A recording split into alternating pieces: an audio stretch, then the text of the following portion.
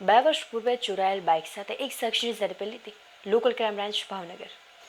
Bhavnagar local crime બ્રાન્ચના માણસો શહેર વિસ્તારમાં પેટ્રોલિંગમાં હતા તે દરમિયાન બાતમી મળેલ કે નીલમબાગ સર્કલ નંદકુરબા સ્કૂલ પાસે રોડ ઉપર ગ્રે કલરનું કાળા અને લીલા પટ્ટાવાળું ટી શર્ટ અને કાળા કલરનું પેન્ટ પહેરેલ માણસ શંકાસ્પદ મોટરસાયકલ સાથે ઉભેલ છે.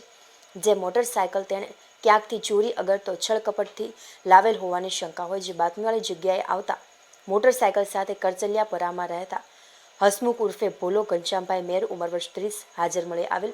જે મોટરસાયકલના બિલ આધાર પુરાવા માંગતા નહીં હોવાનું જણાવેલ. જે અંગે ઈ-ગુજકોપમાં ઓનલાઈન વાહન સર્ચ કરતા વાહન માલિકનું નામ સરનામું સુરતનું જણાઈ આવેલ. જે મોટરસાયકલ તેણે ચોરી અગરતો છળકપટથી મેળવેલ હોવાનું જણાતું હોય.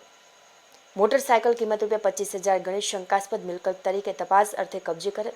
આ મોટરસાયકલ વિશે પૂછપરછ કરતા તેણે આ મોટરસાયકલ આજથી 2 વર્ષ પહેલા ભાવનગર સરટી હોસ્પિટલના પાર્કિંગમાંથી ચોરી કરેલ હોવાનું જણાવેલ. જે અંગે કાયદેસરની કાર્યવાહી કરી નીલમબાગ પોલીસ સ્ટેશનમાં સોંપી આપવામાં આવેલ.